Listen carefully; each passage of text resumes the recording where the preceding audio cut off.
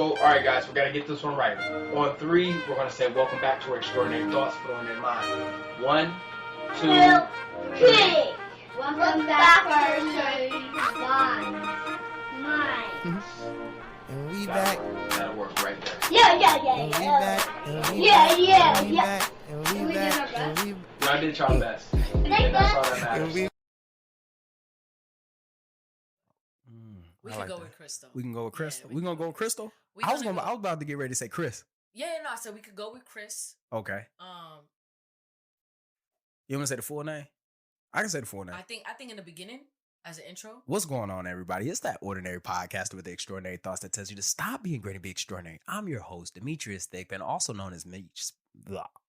See, this is why we ain't supposed to drink. This ain't. Yeah, I know. This is low-key. exactly why we ain't supposed to drink Low-key, on it's air. like what my second cousin. Yeah. Yeah, it's a little. I'm feeling it too. But if you already know the voice, this time around, you know what? We've been trying to get this episode together for so long, and the energy, the transparency, you know, this is the type of energy that you can only get. And, you know, I had to tell people, like, there's a certain level of just honesty that you got to have with your barber. There's a certain level of just, like, respect that you got to have with your barber. Like, your barber know your deepest, darkest secrets, and they always just so open. Love that. And if you haven't recognized the voice yet, we got the tactical barber in the house. Let me rephrase that. We got Kris Rodriguez in the house. Let me rephrase that. We got Kris Rodriguez in the house, right? Yeah. Let me rephrase that. We got Rod in the house. The intros be fired every single time. Yeah, I love that. You know, and this time around, I'm not even gonna like edit it because I'm a perfectionist when it comes down to my intros because I don't pre-record the intros. Like the intros have to be, I have Solid. to do. You see what I'm saying? I done stuttered it and stuff like that. It was supposed to happen. Always. But how you doing today? I'm doing good, man. Thank you for asking. I'm doing good. I'm flowing. Kind of just in a flow state right now. But I'm good. How you doing, bro? I'm tired of being the central person out. I'm tired of it, for real. Like, I want to be quarantined. You feel me? Like, I want to be quarantined. I want to be at the house. I want to complain. I want to say, like, I wish I can go outside. Yeah. I want to complain too. Right. Like, they keep sending us back to work, and I'm just like, yo, like, why we here? Like, for real. Like, I done said that. Like, everything's shut down. You feel me? Yeah. We making shit up right now. You feel Like, we making shit up to do right now. You know, and I'm just sitting back like, I know we ain't supposed to be here. Right. I know we can go home. Yeah. Why you got us here? Right. Why we doing this? Some of us got families. Yeah. You know? Yeah. Marines still doing whatever they want in the barracks, and it get worse. I hate my life sometimes. It's funny, bro. You feel me? Yeah. But yeah, just to tell you, like earlier, like my grandmother told me, like, you know, like I told her I wanted to be a comedian. And she looked at me dead in my face. And she was like, baby, do you really want to be a joke for the rest of your life? And That's I looked, crazy. You feel me? That's And crazy. I looked at her like, nah, I don't want to be a joke. So by the time I got to like 12th grade, I had no idea what I wanted to be when I got older. Because I didn't want to be a joke for the rest of my life. She had found out that I own like a restaurant.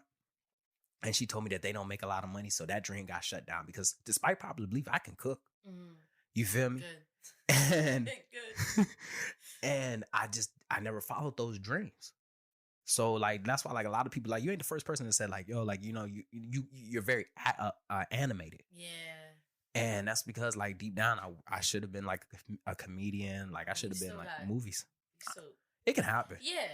Or just mingle it with your content, you know, mingle it with your character and how you I always say we got alter egos, you know, and this is your alter ego. It's not to say that this is separate from you. It's to say that you tap into a different Demetrius when you're here. And same thing with me. Like when I'm doing my content, it's not to say that I'm different or to say that you're going to get somebody different when you meet me in person. But it's to say that mentally and emotionally, I have to tap into a different essence of myself. And it's just like when actors it's like on and taking it off. It's the same thing, you know, but it's not saying putting a mask on or anything like that. But you tap into a different level of yourself. Yo, I used to tell myself like I would have been a phenomenal actor. Yeah, you would be. You feel me? Could be. One thing that I was like, because you know, an actor, like in a sense, they're lying. Yeah, they're exaggerating their lying because right. they got to make up a whole different person. They got to live a whole different life. And one thing that I was good at as a child, I done mastered the art of lying. I can create a whole different personality, a whole different person, and just flow with it. I can't. For real? Yeah, I can't. I'm not good at lying. Oh. Terrible. I can kill. I don't even try no more. For real? Yeah, I don't even try. I can keep a lie up for about 2 years. I actually, like, my goal is to be as honest as I can. For real? Mm-hmm. You know what's so crazy is that I'm blunt and I'm very honest up front. Yeah. But if I have to lie, you won't even see it coming. Yeah. Like, there's a difference though. Like, don't nobody need to know the whole truth either. Oh yeah. But it's like, does that make it a lie? Kind of does. You didn't ask. Right. You feel me? But it's also just like pick and choose. Mm-hmm. But for the most part, try to be as neutrally honest as I can. Depending on who it is, you know. If you don't need to know everything about me, I'm kind of just like neutral. I'm not lying. But if you're close to me, like, you're gonna get the in-depth. Always. Part. Yeah. I told myself one thing that I never do. I never lie to my Marines. I never lie to my loved ones. Good. But if all when in doubt, if I gotta make a quick story up real quick, I can sell a story. Yeah. I can sell a story. Yeah. And you know what's so crazy is, like, you gotta think about it. Like, if I go on stage and I'm telling like a story, like, I'm exaggerating the story, I'm dragging the story out. Some things didn't happen. Yeah. Some things just didn't happen. And, it really came from, like, my mom. Like, my mom, I used to get in trouble a lot. Yeah. So I had to learn how to lie. Yeah. You see what I'm saying? Like, I had to be good at that, because if I can't believe the story, and I always tell people, the trick to a good lie is that if you don't believe it, it's not a good lie. That's a good point, because I never believe my shit. Yeah, for real. Never. That's why I shake so much. I shake. I lose eye contact. I'm off. Like, you know what I mean? It's just you'll see it. The signs that they tell you, like, to watch a liar in, I be seeing it. And I'm like, I can convince myself. First, you got to convince yourself. Yeah. And I've been in trouble so much that I don't have enough time to get myself into character. And I'm talking about, like, I remember one time I got caught skipping school. I had to. My mama wouldn't even come pick me up from the school. Yeah. I had to catch the bus back home. That was the worst mistake that she could have did. Why? 2 hours by myself. I'm all in my head. I done came up with the story. I done explained everything. I walked in the house and, like, she get ready, and I'm just like, look, let me explain something. What happened is that as soon as you left, my stomach hurted. I ended up losing bowel control over myself. You funny. For real. Yeah, she like, you got stuck on the toilet type shit. And next, I was like, the only place that I could go was, my girlfriend, she stayed around the corner. So, I just went straight to her house. I had to get myself cleaned up. I was going to come back to school, but you know the vibes. Making it, yeah. Man. You funny, man. I mean, I got stories for days when it comes to high school. But man. Don't nobody want to go back to that type of crystal. Man. I really want to go to my high school reunion, though. Do you? Yeah. The flex on all of them. I don't think any of that is even happening for. When this corona stuff is over with in my high school, for real, this is the wackest. Like, to be honest with you, this is the wackest apocalypse ever. I thought it was gonna be like some Mad Max type of stuff. I thought it was gonna be like some Walking Dead. But you know what? I mean, if you really want to be frank with it, it's the smallest things that make the biggest impact. Mm-hmm. And even though it's not war, even though it's not an explosion, it's actually making a really terrible impact. Mm. And to us, it's easy for us to have this distant connection with it because it's not happening to us, but it's real. You know what I mean? It's like, this shit is real. And like, I mean, New York, we see it. It's happening. Like, it's just crazy. So it's like I try to be, I always just try to see, like, if I had it, let's just say if I had Corona, how would I actually be right now in this moment? Would I be freely joking about it? Would I be freely making memes about it, adding to the memes? I wouldn't be, and it's hard, like, to see it the way it's going, but it's easy to just be like, since we're always home and, we're bored and quarantine and this and like, there's nothing to it's just, we're always in our mind and stuff like that. So, it happens, but now it's dangerous. One thing that I was just thinking about, like the social distancing. Ooh. Family members can't be around each other, right? They have to watch each other through, like, social media and other things of that nature. This is exactly how we feel. Right. This is exactly how. Right. Especially being in the military. I love that. I don't watch I'm not with my family. I don't go home and see my cousins. I can't go around the corner and see my cousins. I watch them through Facebook. I watch them through Instagram. I call, but it's just a call. You see what I'm saying? This social distancing has kind of put you in the same. That's why it hasn't really affected me, because I'm used to being distant from y'all. Right. That's a good point. Same thing. I even thought about it when it came to mental health too. Like, this is how people feel. People feel quarantined in their minds. You know, even though it's a, I don't want to say a law, but even though it's a widely, what do you call it? Like a kind of rule, or like just something out there where it's like a protocol. Let's just say protocol, where everyone has to follow. Like, this is something that is in people's minds, where they feel quarantined in their brains and trapped. You know, I always call it like a dungeon, and we kind of feel like we in a dungeon now. Like, we stuck in our homes. Like, people, it's crazy. It's really, you're right. Like, this is normal to us. This is not like from a military perspective. This is normal, and then from a someone who's struggling with mental health and going through a lot of self-infliction, this is normal. You know, so feeling the depressive side of this, feeling the captivity of this, is terrible to feel. But I think universally it's something that it'll make people more empathetic. You know, and speaking of empathy, and one thing before we start is that during this time, this is such the perfect time. You know, I've said it so many times, is for you to tap into yourself. Right.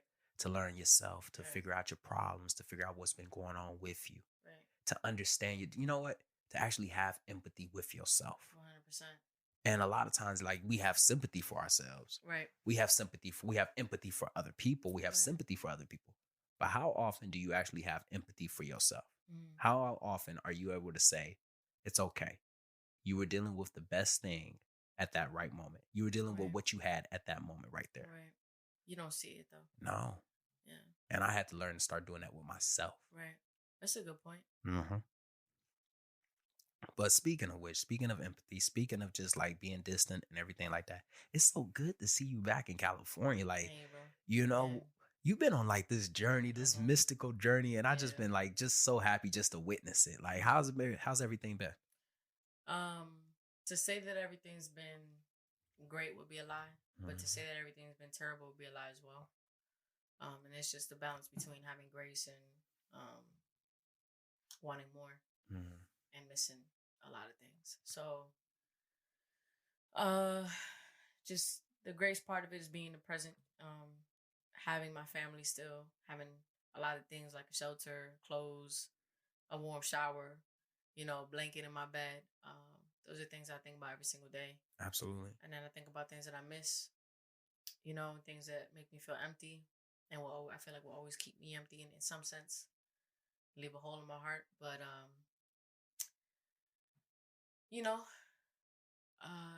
still finding balance. Now let's talk about, like, since we bringing up balance, because this was a physical journey and it was also an emotional journey for you. Where did you go physically? Where were you at?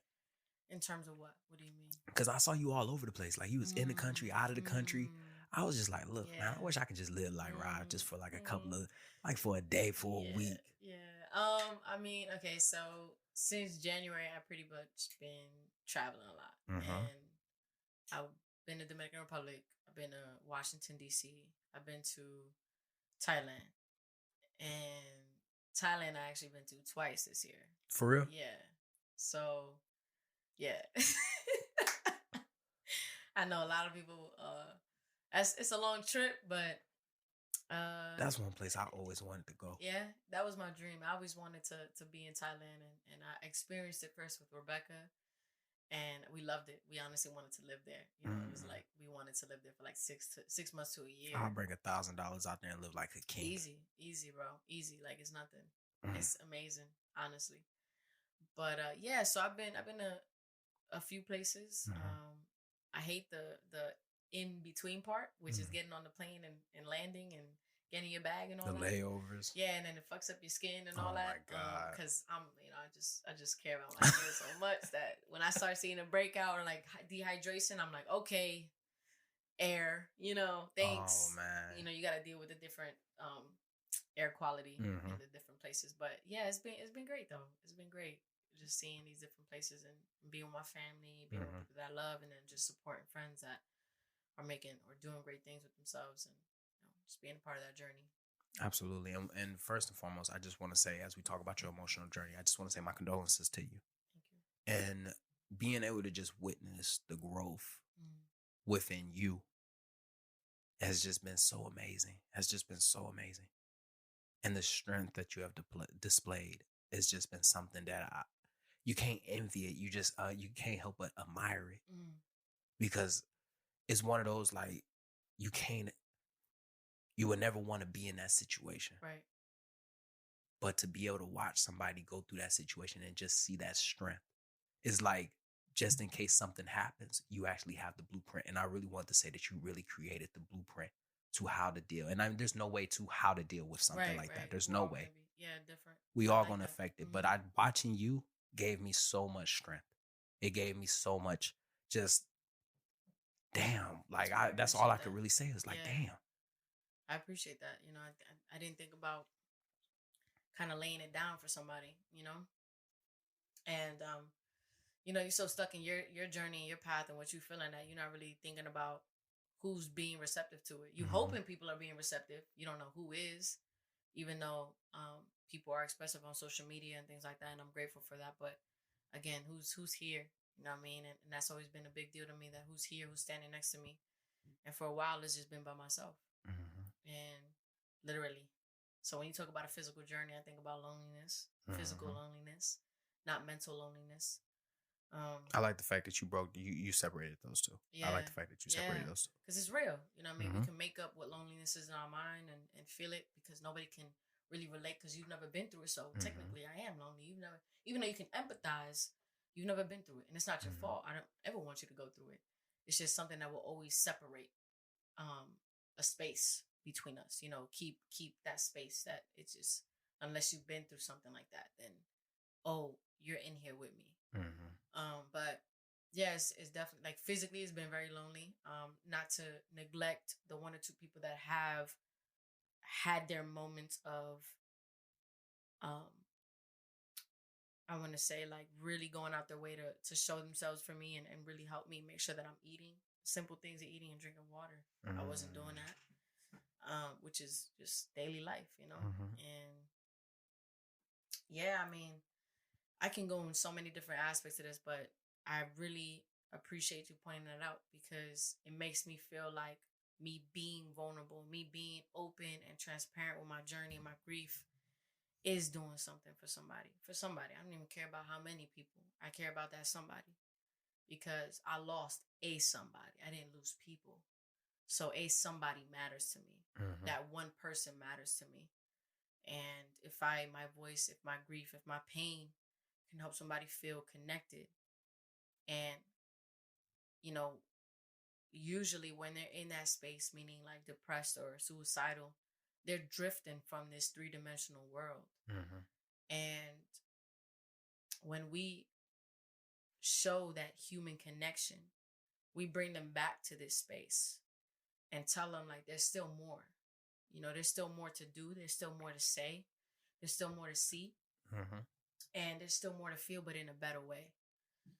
So I noticed that a lot of people that feel that way just feel disconnected, don't feel normal. Really, like, genuinely do not feel normal. And when we empathize, and I mean empathize, when we almost, it's pretty much like almost for a moment taking the load for a second, and it's taking ourselves and how we were raised and how we see mental illness and how we feel mental illness and what ideas we've made up of mental illness away. And we take on, let's just say, we take on Rebecca's personality, we take on Rebecca's mentality, her emotions, and her trauma. It's different. And when it's in-house, when it's someone you love, it's different. And that's one thing, like, losing the love of your life. The first thing that came to my mind when because obviously, like, I would never ask. You see what I'm saying? What happened? What's going on? Like, I just feel like that's just, it's a certain place that you have to be in order for them to be able to tell you that. And not in the sense of like, hey, I'm checking up on you. when you're ready to tell me that. Right. Because that might be too fresh for you. Yeah. You see what I'm saying? Yeah. Like, you always like when something happens, people come in and they're like, yo, like, what's going on? What's going on? Right. I'm not even ready to talk about it. I haven't even digested what's going on. You see what I'm saying? But to lose the love of your life, the first thing that happens is the blame thing. And I asked that question because I remember experiencing that situation and witnessing my cousin blame himself for it. Oh, I should have did this. I saw the gun. I should have did this. I remember seeing my Marines and his roommate killing himself. And he said, and I remember having that conversation. Well, maybe I didn't talk to him enough. I should have been open more. Yeah. I should have talked to him more. You always told us to talk to him more. Right. We should talk to each other. Maybe I was selfish. Right. And I asked that question because I know it wasn't your fault. And I know that you have made that peace, but how? So this is the hardest part because I'm not telling people to stick it through because it's heavy. But when, like, I loved her unconditionally, you know, and I saw her through her pain and I saw her for more than her pain. And I just had the continuous will to stand by her side, regardless of how she treated me, her outbursts, regardless of things that were said. And I chose love above all, above everything that was ever done, said, seen, displayed. I chose love, and everyone's tolerance of that is different. So I'm not going to sit here and say, you know, stick it through, but I am here to say stick it through. So it's hard because only you know how long you're capable of doing that for. You know, I love the fact that you brought up tolerance. Yeah. Because as we talk about empathy. Yeah. You know, let's stop dancing around the fire real quick. Yeah. What's the difference between sympathy and empathy? You know, sympathy is hearing somebody out.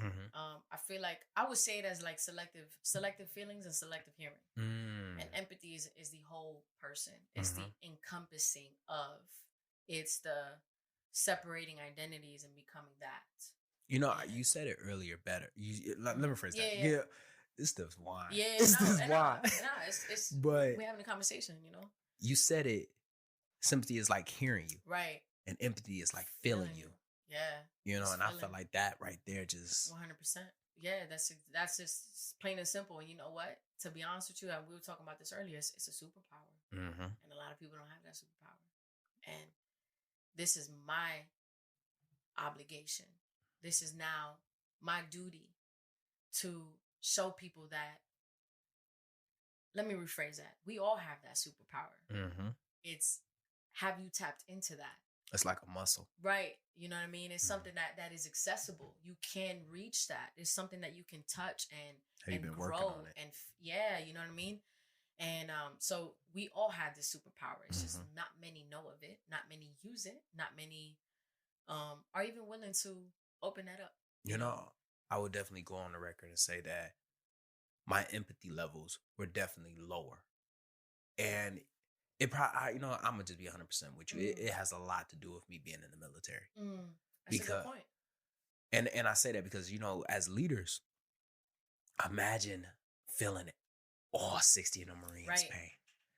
Your mama got something going on. You just got into a breakup. I wouldn't even be able to function 100%. by child. You see what I'm saying? Because I'm dealing with all of this stuff. But one thing that I did learn is how to selective hear, like you mentioned. Somebody comes in with a problem, because we've heard the problems before. Credit cards, girlfriends, divorces, late, this. So essentially, when they tell you the problem, you hearing them, but you're not listening to them. Let me separate something real quick though, because I feel like it's its own level when it comes to depression and suicide. When our Marines come to us with these issues, it's something. Go ahead. When our Marines come to us with this issue, it's something that, for the most part, let's just say generally speaking, we've had some type of experience with. Most of us don't know about depression and suicide. And we heard about it, but we don't know about it. So when it comes to, I just wanted to separate how much, it's hard to say it right, because why not have empathy for everything equally? But I just want to say that when it comes to depression and suicide, they need one more hour. They need one more counseling. They need one more heart to heart than conversation about cars, or conversation about that. See what I'm saying? Although those factors can be leading stressors to it, it's just a topic of discussion. When it becomes that, it needs more. You know, and I feel like it's one of those things that until you experience it, 100%, you can't provide experience on it. 100%. And but go that's ahead. That's what makes a leader. A leader is, there's the experience level, and then there's a resourcefulness. You must be resourceful as a leader, especially as a corporal, as a sergeant and above. If you lack that experience, then your makeup for it is your resourcefulness. Who can you direct them to? Who can they call? Do you have those numbers? Do you have those spaces? You know what I mean?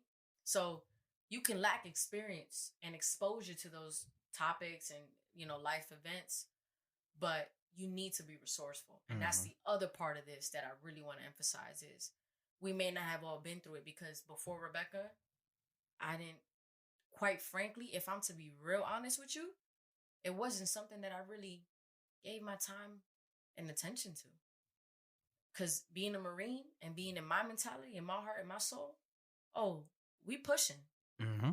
There's no question. And the problem with it is and let me rephrase, I'm not going to say the problem with it. The problem that I had with it is that because I've dealt with so much other stuff, it's hard to feel what you're going through 100%. because I can't feel that because I've overcame that. Right. You see what I'm saying? Right. Your girlfriend cheated on you. Not who that person was. You see what I'm saying? Yeah. And that's one thing that we got to understand with empathy. Empathy is feeling that. 100%. Being able to tap in back into that. You see what I'm saying? Going back into that. And the problem is that a lot of times to go back into that is to reopen up something. It's dangerous. It's like walking back into the room that you just so desperately tried to get out of. Yeah. And you got to be able to feel that emotion again. You got to recognize that again. It's like eating a food and you're like, dang, God, let me get that taste out of my mouth. Or you finally digest it. You got to re-eat that again. Right. You got to feel that again. So this is something that I could say too, which is this, we're bringing up so many good points, because these are points that I really want to help people broaden their perspective on each perspective, literally. So broaden your perspective on each perspective. So we're here talking about going back to the past, right? We're going back to our pain, going back to our dungeon, our lockup, where we were. And that can be dark and it's traumatizing for a lot of people, but it can also bring healing. Because what happens is we get out of those places, but did we really heal? Did we really close those doors up? Is this something that needs to be revisited, or is it something that we're just trying to forget? And I really wanted to bring that up, and I'm glad you brought that up right there. Because sometimes, because when we talk about empathy, we're talking about feeling. Right. You see what I'm saying? And once again, I probably healed with what I had. Right. I probably was able to repair with what I had. I probably didn't have the right parts for it then, but I was able to get it back running. Good. And to go back in that, I might not be ready.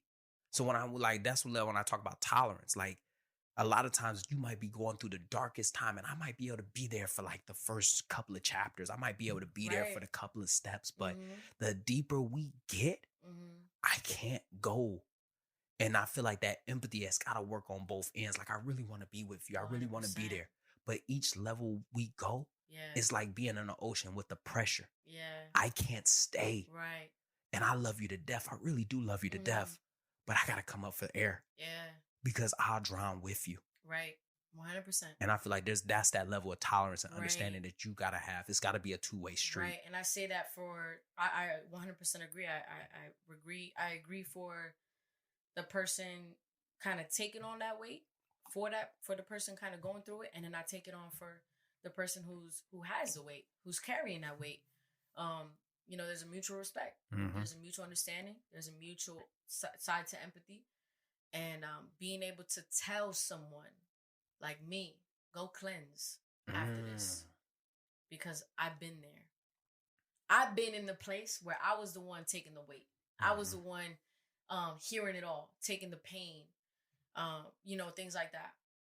And through my experience and self-coaching, because I had to become my own coach. And ain't nobody want to be around that. And it's honest. And that's honest right there. And I love that honest stuff like that. Is that it's negative. You don't want to be around it. Yeah, you're trying to get out of your own shit. You're trying to grow. You're trying to push forward. You're trying to, see light. So for you to be like, damn, bro, I love you. Like, the fuck. And I feel like a lot of people won't say that. Right. And we won't say that. And that's the problem. This is the problem is we here talking about, we know what we can tolerate, we know what we can't. Sometimes we got to go through emotions to understand what we're willing to tolerate and what we're willing to kind of push forward with. But why can't we have that conversation? Because hard. I promise you, it's hard, but it's necessary. Imagine if I had that conversation with you. I would appreciate it. We saying that now because of what we're at now. Nah, but imagine when it was going on. I promise you. When I tell you I was as conscious as I am now as I was in my grief the moment that I heard it happen. Not everybody is going to be. I'm not saying. You see what I'm saying? Yeah. You said not everybody is going to be, and I can only speak from my perspective. But this is why this is so powerful, is because maybe they don't know how to be. There's a certain level of understanding that you got to have with yourself. Exactly. During that, I can tell you right now. Exactly. Me, then a year ago, if you would have told me like, yo, look, man, I can't fuck with you no more because you just too damn negative. That's a little intense though. Well, you see what I'm saying? But I mean, like, that's how I would have said it. I'm gonna speak to myself how my self-talk is the same talk that y'all hear. Yeah, I get that. You feel me? So like, but when we talking to other people, we need to know their love language. Oh, God, that's important. Dog, this is literally the third time on a show that love language. Love language is in every aspect of our lives. Business, coach, like everything. Love, relationships. Everyone, I promise you, I will look up the love languages. You need to. Like, you didn't hear Relationship Problems 3 with Shinny Solis? I have not, no. Listen to that. She questioned me about my love languages. Ooh. I was like, yeah, ain't it the blue one? And she's like, no. Yeah, she was like this. Just tell me you don't know your love languages.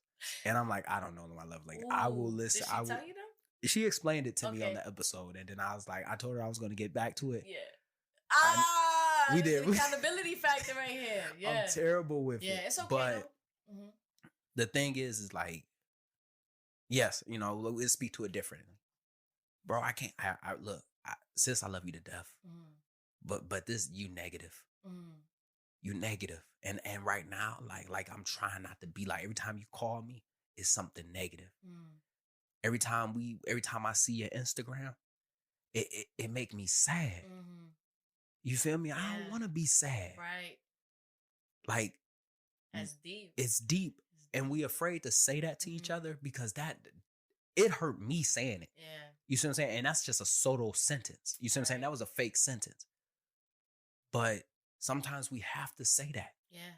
Because I don't want to be stuck in the car. Right. When the whole time I'm trying to get out of the car. You see what I'm saying? The whole time I'm trying to get out, but I'm saying to myself, you ever been around somebody and they like, they don't want to be there, but you like, yo, you want to go home? Right. You want to, you want me to get off the phone? Yeah. You want to stop? And they like, no, I'm good. But they body language saying otherwise. Right. Yeah. And I don't want to fake the journey with you, 100%. but. And I don't want you to. Sometimes it does. It's like, you don't smoke, right? No. I do. It's like being in a car with me and I'm smoking a cigarette. I got to get out. You see what I'm saying? But it's my car. I'm driving us. Or I'll tell you, I'll be like, yo, can you not smoke while we in the car? You see what I'm saying? Yeah. Well, if you don't like that, get out of the car. Right. And then that's a negative thing. You see what I'm saying? Right. Yeah. So there's so many ways to this, and what I always try to emphasize is I feel like when we have conversations of, I don't even want to say, let's just say differences, not confliction, not battle, not none of that, right? Just differences. We have two different views. Why are we so fixed on who's trying to be right? Both points are 100% valid. My point of wanting to come to someone who is healed, who is light, who is powerful, who I know can help for the moment is right. It's valid. It's appropriate. And I just want to pause I just want to pause this for a second real quick. This doesn't just apply to suicide. 100%. This applies to being in that dark place where you feel like you just can't overcome the obstacle in front of you. Yeah. This feels like this applies to that moment where you thought that you just couldn't take no more. And everybody that you vented to, you felt like you was talking to them, but they ain't hearing you. Like, I really just, because that I don't want to narrow what you're saying 100%. Because it's just so golden. Yeah, it's going as deep to suicide, but it's broad. It can go to anything the minute it turns over to negative and not believing in yourself. You know, because 100%. I really want to just a moment of transparency, because we've been transparent since the episode started. I had a friend, and I love that man to death. Good friend, and I'm a strong believer that God put people in your life on purpose for a purpose. Right. And I know Sometimes for just a amount of time. You see what I'm saying? People do have expiration dates. 100%. They do. Yeah. And I tell people right now, sometimes that person hurting you because they supposed to have been left, but you holding on to them, which is crazy because you'll pour out the expired milk. Ooh. So why you holding on to a person that has expired time with you? And I remember when, everybody know, right before the podcast, it was a dark time. It was dark.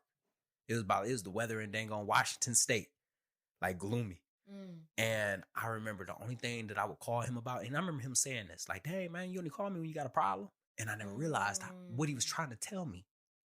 But every time I called him, it was about a problem, work related, marriage related, just being a man related. Yeah. I would just dump so much negative on him. You see what I'm saying? And he would just be there for me. He would just be there. He would just take it. And because he didn't say anything. Right. I just would continue just to dump and dump. When I finally found my footing and finally started to heal, it felt like that we started to separate. And I remember having that kind of final conversation with him. And he told me, he was like, every time you talked to me, it was always about negative. But when you was up, I would never hear from you. When you was doing good, I would never hear from you. You would only come to me. You would only use me when you were down. And I wish I would have understood what he was trying. Because even when he told me, I didn't understand it. You see what I'm saying? It was almost like you probably got protective. I did. Like, what do you mean? I wouldn't. You my friend. Why would you supposed to hear my problems? Right. You supposed to hear them. Well, you want me to tell somebody else? I got upset. But I realized is that, just like what we just said, he was trapped in the car while I'm smoking a cigarette. And he inhaled all of that. But I wasn't smoking in the car with nobody else. Right. But him. And that hurt him. And that's why I really just wanted to harp on the level of empathy when you walking with somebody in that dark place to get them out. Be grateful for them as they walk with you. 100%. But also ask them look, you can get off right now. In fact, you need to get off because I've been dumping a lot on you. You need to go cleanse. Yes. You need to go cleanse. And that's the mutual respect. That's the mutual empathy. Absolutely. And this is, again, the consciousness of developing on both ends of the bargain, on both ends of the system is are you, if I expect you to care for me at a certain level and a certain degree, why can't I do the same for you? And I know, I'm in the dark place. I'm hurting. I'm trying to heal. I love that you said that. Confused. But it's having a moment, literally, and it doesn't take long. It's just saying, have I considered this person's space? Am I being the right friend for this person? And you know what? A lot of my guilt since she passed has been me taking too much from people and not being able to give enough back because I'm not 100%. And I'm the type to deliver more than 100%. That's just without you even asking. Absolutely. And that wears on you. Yeah. It's heavy for me because I'm like, yo, I wouldn't allow somebody to be giving me less than 100%. Like, if you in my inner circle, oh no, I'm sorry, bro. You working for this. Like, this is a friendship you working for. Absolutely. And a lot of people don't know how to handle that. And I love that shit. You know why? Because it weeds out the weeds. I don't need weeds in my life. I want to go on record because 100%. Rod almost cut me off. Ooh. Rod almost cut me off. And since she talking about you got to work, you got to work for the energy. You got to work for the friendship. Rod said something to me that had me literally back in my bag. And it made me think I'm going to just say something real quick. I love you, dude. I love you more. I love you, bro. I love you more. And I love where this is about to go. And I think that this is right here what a lot of people definitely need to hear. And it came down to the first interview. First time I found out I had duty, I was like, you know what? Look, we just gonna have to reschedule. The second time, we got a chance to reschedule, and then again, I flaked again. I ain't gonna give you the excuse of it. Just understand that it had a lot to do with me just not being 100%. Yeah, and you see what I'm saying? Get that now.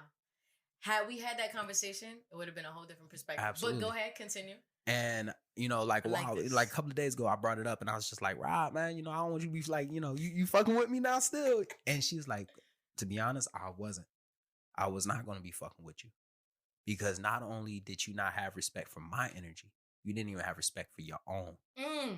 And when she said that, she's like, "You didn't even have respect for your own craft. You need to understand that this is a privilege for people to come on. 100%. And this is also a privilege. This is a privilege for me to be on." 100%. And nobody had never said that to me. You see what I'm saying? That you don't even got respect for your own craft. And when you said that, I really sat down. Right after we got off the call, I sat down and I thought about my transgressions with the podcast. I thought about my transgressions with my speaking. I thought about my transgressions with the gift that God gave me. 100%. And if I had really been executing it at the level that I was supposed to be executing it at. And a lot of times, like, you don't never have that person in your circle that tells you you're not using your gift to its fullest potential. And it ain't nobody else. It's you. Come on. And because you're not using your gift to your fullest potential, it reflects on other people and your interactions with other people. 100%. And I was thinking about it. I was like, I done canceled last minute interviews. I done showed up late. I done overslept for an episode before. And I was just like, I had to send you a message again and just tell you, like, I had been thinking about exactly what you said. That was for 2 hours. 2 hours I've been on the couch. Just reflecting. Dang. And it's crazy because I had brought it up. It had just been something on my mind a while back. Like, I felt like I was just not focused. Yeah.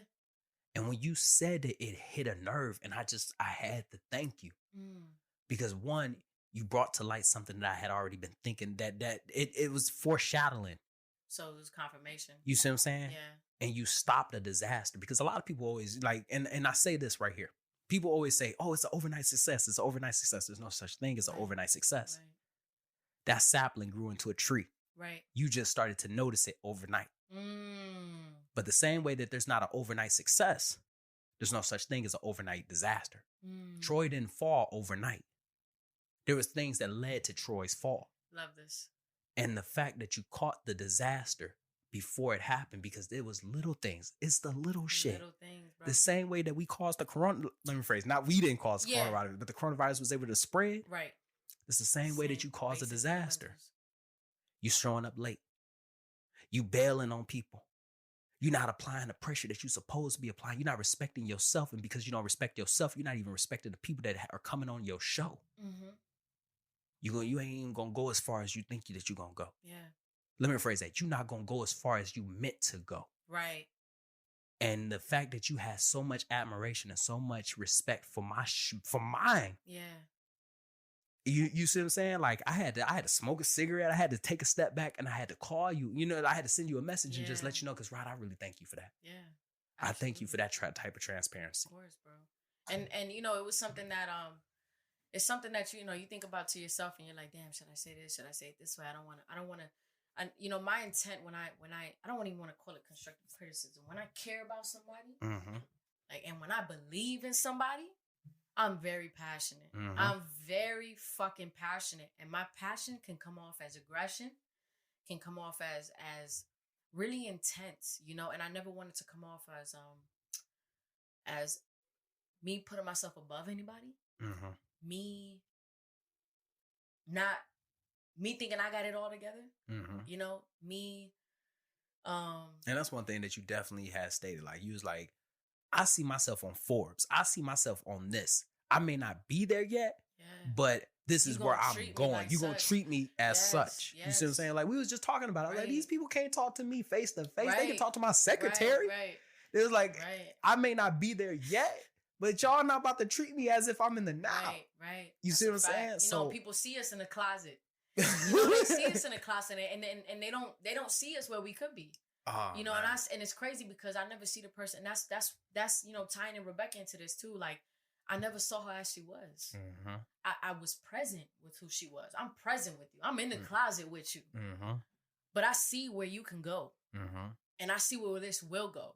And I know for a fact that I would not be a friend. Not even that. I wouldn't be a believer if I didn't address it. Now, that was on to you. After that, that's up to you to take action, to reflect, to reconcile and be like, all right, some changes need to be. That's up to you. That's not my job. Absolutely. But me, I know that my part in anyone's life is to be transparent and open and to address things. It's not to say that I'm perfect, but it's to address things. And sometimes, actually, most times it's going to make you uncomfortable. And you know what? That's okay. You know, and I appreciated it so much because, and I just really want y'all to understand that this ain't no conversation that you can have with a sensitive person. That's a fact. You see what I'm saying? Mind you, hold on. I am sensitive though. For real? Yeah, I'm I mean, like, to be honest, I'm actually very passionate. sensitive. I'm passionate. I don't know. I'm very passionate. Yeah, you know what I mean? I'm very emotional. Sensitive because we feel. You see what I'm saying? We care about every single thing. But this is the thing, though, is that I'm not sensitive in my environment. I'm just sensitive to my environment. Right. Yes, I'm very vulnerable to that. Like, you see what I'm saying? I feel like I adapt to my environment a lot. But yeah, go ahead, continue. And you can't have this conversation with a sensitive person. Oh, no. If you got, like, if your skin ain't thick, if you're not open to criticism, you about to lose a friendship. Let's rephrase that, though, right? Let's rephrase sensitivity. Because now we weaken in sensitivity. Because sensitivity is a power a lot of people don't have. I like that. You know? Like emotional sensitivity. Yes. This is emotional intelligence that we're talking about here. Absolutely. And having sensitivity is really rare. But let's talk about maturity. It's awareness. A maturity aspect. It's not a sensitivity aspect. It's, are you mature enough to take what's about to be said? That's it. That's it. It's not sensitivity. Absolutely. You know? Absolutely. And these are, I feel like language is so distorted within our generation and so neglected that if we just put perspective on it, we're saying the same things without, with a different. Absolutely. Delivery. Off topic, speaking of language, I'm a texter, but I'm not a texter. You can't text me some important shit. I don't think you should, period. Absolutely. I'll call you. We're about to get some more. Oh, please do. Like, I'll call you. And I'm talking about, I hope y'all can hear that. I hope y'all can hear that. Yeah. I hope y'all can hear that. The drink. Yeah. But I'm one of them type of people that if you say something to me, because it's only 60% going through the text message. 60% is said verbally. Right. 40% is said through a message. You see what I'm saying? Or non-verbally. Right. So if you sending me 40% and you say, like, we got to talk or I need to talk to you, you might as well have your phone on ring because I'm about to call you. Right. As you should. You see what I'm saying? And if you don't. And that's the thing about a lot of people. We have, these are uncomfortable conversations to have. And I was actually one of the first things I told you, I said, I thought about texting you. Mm-hmm. I thought about it. And I said, this is not a conversation to have over text, even though it's something that is uncomfortable for me to have. And it'll be hard to deliver. And I always say, however they take it is on them. I remember going back, looking at the messages, and it said it too. You was like, look, hey, can I call you? Or like, call me. Call me when you get the chance. Yeah, that's it right there. Call me when you get the chance. And I was just like, yo. Yeah, got you. And we went, yeah. I knew I could feel that energy. I felt that energy 100%. As soon as you said, because when I said it and you said, call me when you get a chance, I'm just like, yo. Like, you're not about to act like nothing just happened.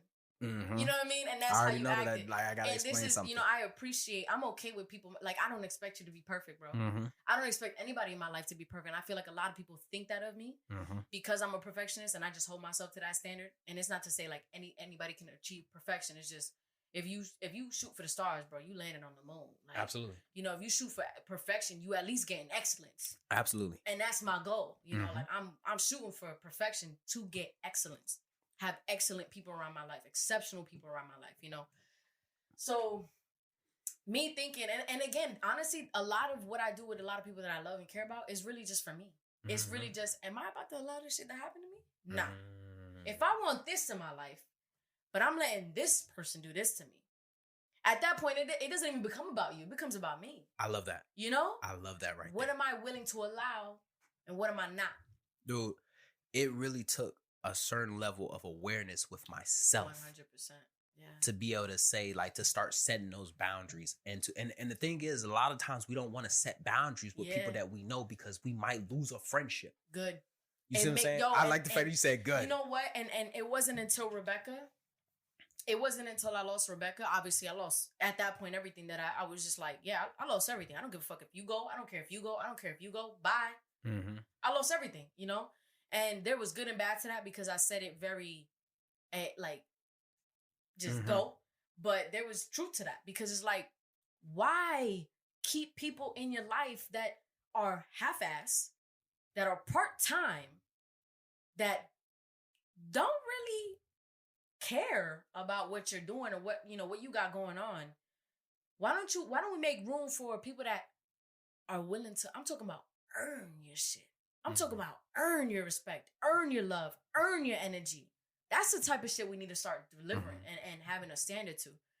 And bro, when I tell you, there was this drop and then there was this rise when I lost Rebecca, that I lost a lot of fucking people. When I tell you I lost the people that, and I'm gonna say this shit openly, that I thought so deeply and so like highly of. It low key, it's almost like I lost a part of my identity. And that's deep because the people I have around me is the people that I see myself a little bit in. You know, I see myself in you, I see myself in you, I see myself. That's who we should, So for me, it was just like whoa, I messed this up. Like I'm having the wrong people around me. So that left, all of that space emptied out. But then I started having people, which was catching me off guard. What you think? Nah. Go ahead. We can take. I don't know where we left off at. I definitely know we was talking about like what happened between you and I, and kind of just setting a standard and having people who speak life into your craft and what you do and just your life period. Absolutely. Like for example, actually, this is a really good example. I had someone really close to me who I look up to, and I have a really inconsistent relationship with the gym, which I know a lot of us can relate to. And back to what I was saying. Yeah, there was this someone who I valued and I really looked up to, and pretty much I was spending all my time and energy with. And like I said, I have a very inconsistent relationship with the gym, which I know a lot of us can relate to. And there was just this moment where he was like, "Damn, bro, how many day ones you gonna have at the gym?" And I looked at that and I was just like, the present, that how I initially responded was a laugh with it. I was just like, yeah, man, I don't know, bro. Like, and then I sat with it when I was doing my set, and I was like, he's speaking death on my situation. He's over here talking about how many times I failed, rather than talking about, yo, you have so many day ones and you still going. I'm proud of you. That should have been the response. We should be idolizing people for continuing on, keep trying, pushing forward. Doesn't matter how many times you fell on your face. And I'm talking as a simple situation with the gym. Absolutely. Imagine what it would have been if I had 4 businesses already by now and I failed each one of those. How many businesses you gonna have, bro? And you hear that though. You know what I mean? You hear that, yes, you do. And that's how serious I take my stuff. Like if you're willing to talk about that with the littlest things, what are you gonna say when I'm big, when I'm great? What is that conversation gonna be like? What are those jokes gonna be like? Because that's the thing about life, right? People put a smile on, or people put a joking laughter in it. Like a laughter in it. I know, and it makes it okay. It makes it like it's cool, like it's okay to say that because I'm just joking, bro. Nah. I'm sorry. What's so crazy about that is I talked about that before. Yeah. Because I was like, you got to be careful. Don't be careful. Don't be aware of the person that just says it in a blunt manner. Appreciate their honesty. Yeah. Check the ones that say it in a joking manner. Right. The ones. Those are two. You don't know how to go about it. Those are the ones. They mean it. Yeah. They mean There's truth behind it, man. That's how they see you. That's exactly how they see you. But they joking. They trying to laugh it off and stuff like that because they don't want to cause a problem. Right. But it's a problem already. There is. Fast. A little bit back in time, I had this issue with another sergeant, and he came in. I would say probably like a couple of years before I did. Probably like 2. Honestly. And I've been in since 2009. Yeah. Damn. And that's a minute. It's been a minute. Yeah. You feel me? And one thing I am, though, is I'm very humble. I am very humble when I speak to other people and stuff in nature. I'm actually too humble sometimes. I like that. That's how I feel. You see what I'm saying? I'm like too I get humble. walked over. That's it right there. And because I'm too humble, the line that I draw, it gets crossed a lot. And I have to man the gate. You see what I'm saying? So we had a field meet and, you know, we all laughing and stuff like that. And he come up to me, he's like, yeah, boot. And I'm just like this, like, yeah. Don't play with me like that. Don't play. He tried to laugh it off. And I pulled him off to the side. I said, yo, like, don't ever disrespect me like that again. And that's okay. You see what I'm saying? Yeah. Fast forward, we're in a meeting. We're in a sergeant's meeting. And they're talking about fit reps. And he walks in there, you know, I'm sitting down and they're like, who wants to stay back to go over their fit rep? I raised my hand. He said it again in a joking manner. He's like, you're not going to get promoted. This time, I looked him dead in the face and I was like, yo, I'll smack the shit out of you in here. Yeah. Like the dude behind him, like his mouth dropping, he did one of these like, but I was dead. I was dead serious. Because, yeah, you say stuff in a joking manner. You might be ha, ha, ha, he, but you really mean that. Right. But hold on. Is this someone you hung out with all the time? No, I never hung out with him. So now imagine somebody that you hang out with or that you respect and you look up to. This is someone who has an influence on your decisions. This is someone who has an influence on your life. And they joking like this. That was different for me. And a lot of times we allow it to continue. Oh yeah. And that to me was big. Cause I'm like, I had to recollect. I'm like, mind you, I'm in my grief now. So for me to be in my grief and still have this level of consciousness to be aware of not only you in my life, but me in your life and what this is, that's a lot. Like you asking me to do a lot. Like now I'm the leader of this relationship as well. Like, come on, bro. What are you really doing for me? You know? Because at that point, it's like, I need the people around me to really pour into me and give me a lot. Because I'm running out. Absolutely. I ran out. And these are the moments where I idolize myself because I have these moments like where I'm like, I'm still Crystal. I'm still here. I'm still me, and I can think for myself and I can demand for myself. And I'm proud of that. Because you know why? The fact that and I say this, I really don't say this loosely, and I don't say this to disrespect anybody. But the fact that I'm grieving, I'm at my worst, and I'm still thinking better than you is a problem to me. For the people that I want in my life. Now, speaking of grieving and just moving forward with life, love after, what has that been like? See how I'm smiling? Like it just instantly brought a smile to my face. I'm so happy we recorded this episode. Yes. I'm so happy we did. Me too. This is hard. It's hard for me because notice how I started shaking too. I try to realize my body language when I do these things. This is a safe space. Yeah, it is a safe, and I appreciate that, bro. I appreciate that a lot. Love after, again. Did you think that you could though? I demanded it. I demanded it in my life.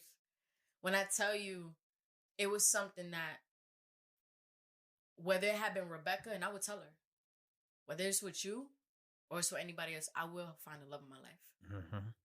And it's not to say that she wasn't the love of my life. She was at that moment in time. I love that. And it's not to take away who she was. It's not to take away how our memories were and how, you know, everything that it's acknowledging the space. It's acknowledging what is ready and what is done. And that is hard. And I feel like, again, obligation.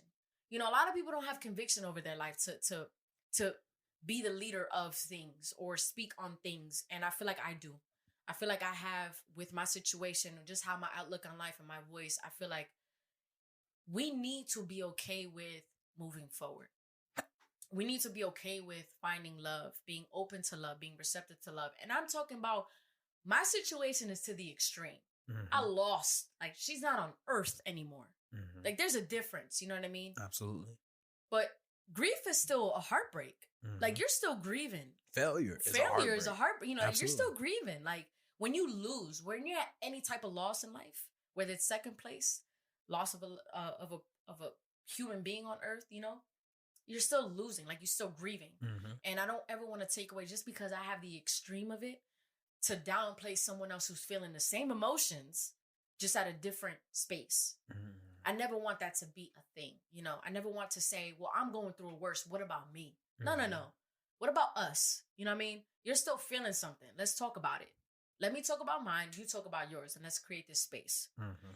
And so when it comes to love, it was something that it's my greatest desire. Mm-hmm. Like when people talk about what do you think success is, and what, like, it's having my family and being financially free. But notice how I said my family first. Mm-hmm.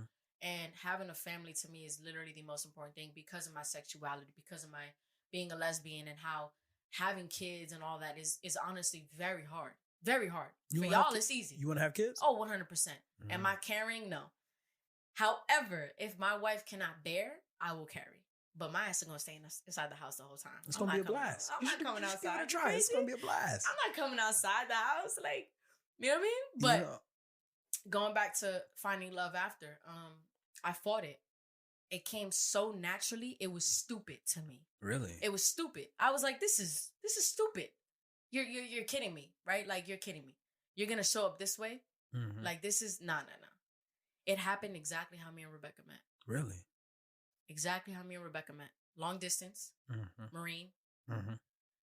social media. Mm-hmm. And I said, what are the freaking odds that one back to back is going to happen exactly the way it was? What are the odds? What are the odds that it's going to happen the day before her birthday? Rebecca's birthday. What are the odds? You know, what is the alignment of all this? And my spirit kept fighting because I'm like, no, no, Rebecca. You know, it's all got to be Rebecca. And I had 2 people in my life that were like, don't push a good thing away. Mm-hmm. How does she make you feel? Does she make you happy? Does she listen to you? Does she understand you? Is she grieving with you?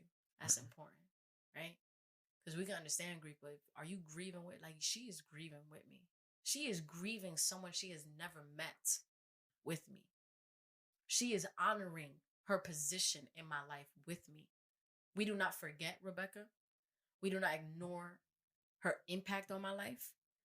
It's something that we treasure. In fact, she actually asked me, she's like, how can we honor her more? Like, it's shit that I'm here like, whoa. Going back to having people in your life taking too much space that don't deserve it, and people who in your life that are showing you they want to be in your life. She was one of them. No. When I lost all those people, this one person made up all the space for all of that. Mm-hmm. That's how impactful she is. Now my question is now, with the grief, with everything that's happened, moving into the relationship, because yes, you want to heal, you want to acknowledge, you don't want to forget, you want to still move forward, but how are you now moving in the relationship? Yeah, that's deep, because naturally we can start comparing, we can start, you don't want to feel like, oh, I can't love you because I don't want to stop loving this person. I don't want to forget this person. That's good. That's exactly how I felt. I was just like, I will push her away because I'm like, nah, like I can't, like, it's Rebecca. I want you to know it's Rebecca's first, and it was just it's a constant acceptance factor where accepting that my reality is what it is. I lost what I did. I found what I have. And choosing, again, love is an action verb, and choosing to love self, but also choosing to love another while choosing to love Rebecca. And that's hard because you love in 3 different things, and you're trying to find a balance between all 3. But with me, I know that, again, going back to, am I giving her what she deserves? Am I giving my friends 100%? Are they, even though I'm at my lowest, can I still do something for them? That's how I think, And for her, I'm like, the least that I can do is make sure that I'm thinking about how she feels. I'm thinking about her position. I'm thinking about, and I'm considering what she may be feeling that, can hurt her naturally, organically, Absolutely. Because of my grief. Me thinking about a whole nother woman, me reflecting on just everything that we were, and that takes a lot right sex, there to acknowledge everything. But the biggest thing about it was, the number one thing was transparency. We need to be transparent, and you need to accept it. There's nothing else that I can do for you. besides, as long as I'm doing my part in being open and vulnerable and making sure that I'm communicating what's hurting me right now, she allows me to cry. We grieve her at the same time.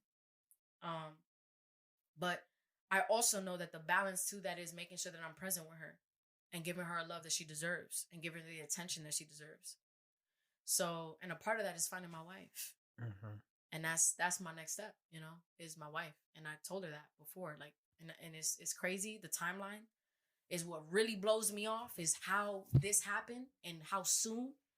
But as long as I'm present, I'm aware of myself and my process and my grief. And no, I'm very confused with my grief right now. Really, really confused, because I feel very distant from Rebecca.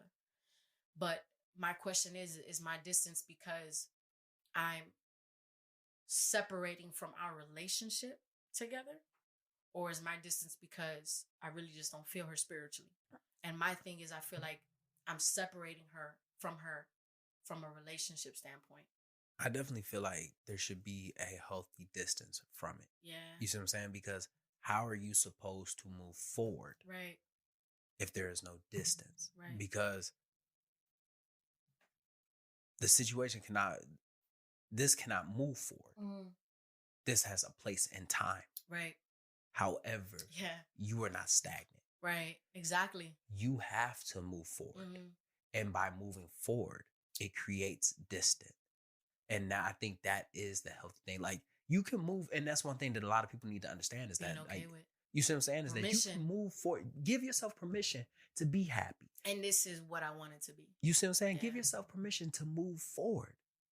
Because how are you supposed to be happy if you don't move forward? It's not forgetting. Right.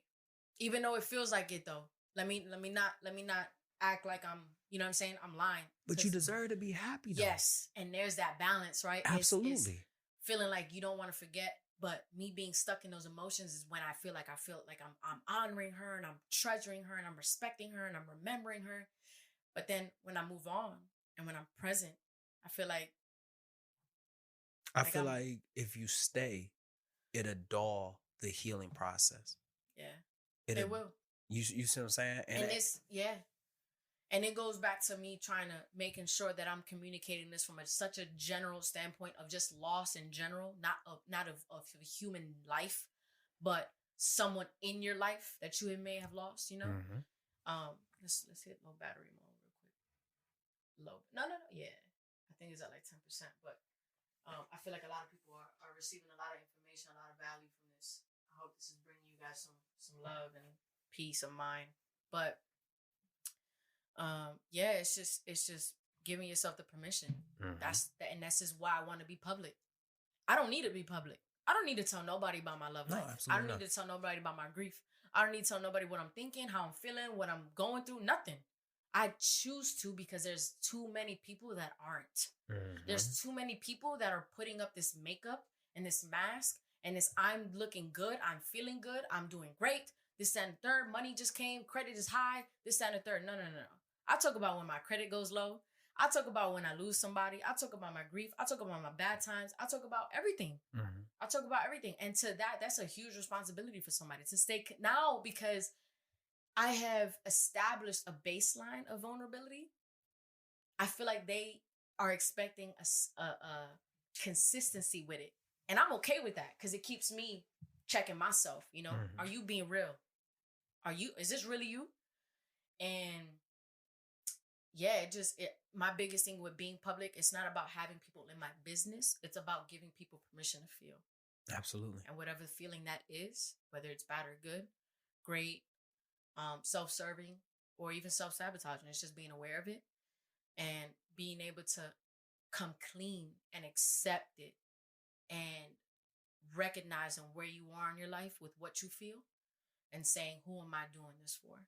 Absolutely. Because if I was doing it for other people, it'd be a different response. I would have said no to this girl if I was doing it for other people.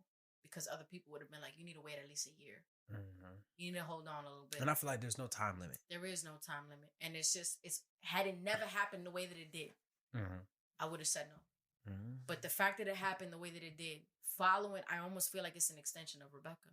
Mm-hmm. I feel like it's Rebecca's permission almost on my love and my heart to be like, be open and love again, So I want to end it right there. Yeah. I want to end the episode right there because that's beautiful. Yeah. That's so beautiful. I don't even want to like do it anymore at that moment right there. Like, cause anything that we talk about, like I don't want it to like just subside from there. Yeah. So just like that, another extraordinary thought left this ordinary mind. I hope you enjoyed this episode half as much as I enjoyed making it. Kris, do you have anything? What is one thing that you would want to leave value with? It's too much with that question, but man, I'm always gonna resolve everything around mental illness. To be honest with you, even with my craft and everything now, but the safe spaces, man. Like just this alone is a safe space for me to feel, to understand, to reflect. Let's create that. And let's be vulnerable. Let's be honest. Let's talk about it. Let this be an example of giving yourself permission to feel. Let's talk about what is going on in our minds with balance, right? And just understanding and applying the differences of our superpowers, right? I was talking about earlier having the superpower of empathy. We all have it. We all have the superpower. Not a lot of us are tapping into it. And it's because we think that selective hearing and selective feeling is okay, is enough, but again, understanding the balance within yourself. How much are you willing to tolerate, but how much are you also willing to give? Like, can Absolutely. You give for life right now? My biggest thing was, this is human life that I'm talking about. If I can just give a little bit of my peace, I'm okay with that. If it's to save somebody's life. So, again, that's the extreme of things, but just in general, like whatever you're going through in life and whatever you are receiving from life with the people around you, just create the safe space and cleanse, reflect and cleanse, but listen and be there. Absolutely. Absolutely. And just like that, where can everybody find you at?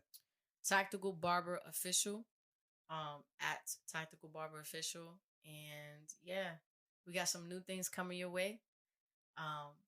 Some really good content, some really good value. And just looking forward to what this process looks like and what the support looks like and what the grief is going to grow into. Even though it's undone, I expect it to be beautifully undone. And that's my goal. Absolutely. Yeah. Absolutely. Hey, yo, pay attention to the show notes as well, okay? Right. Like so much information is always in the show notes, okay? Once again, you can follow me on Instagram at Meech Speaks. Once again, that's Meech Speaks. Meech is spelled MEECH. Stay hungry, stay motivated. I'm out. Let me just say something real quick though. What's up? Because I wanna be different from everyone else that you had, and I want to set the tone for where this podcast is gonna go. Well, go ahead. I want everybody to understand who you are and your gift. And I need you to stay grounded, and I need you to make sure that you are aware of how powerful you are as a human being. And even though you aren't where you want to be and you aren't where you're going to be, you need people like, and I'm not going to say like myself, but you need people who speak light into this and put into your life. You know what I mean? It's not enough to just to share. It's just not enough. When you have certain categories of friendships in your life, those specific friendships that are the most powerful, the most centered to you, they need to do more for you. And I want you to develop that standard. I want you to increase that standard, right? Because it could be enough right now, but you're going to grow and then you're going to demand more. You're going to need more from those people. So I just want to say that where you're going with this, bro, I see it. I believe in it. And I'm here for it 100%. And I will do everything in my power that I can to spread it. And just make sure that not just Marines, because even though we are Marines and that's really like the target audience right now, it's just people who are in pain. This audience is really for people who are in pain. And I feel like, I don't even feel like you will understand that because you come from a level of pain and that's all you come from. That's all you talk about. And we all connect to that. So it's not just a Marine Corps base type of audience. This is an audience that needs to reach the world. There's a difference there. And I just want you to make sure that you're aware of that. And I'm excited to see where this goes, bro. I really am. Hey, Ryan, you ain't gonna be able to come back on the show after this. All right, like you ain't gonna be able to come back on the show. Like you can't give a good episode like this and then it be a sequel.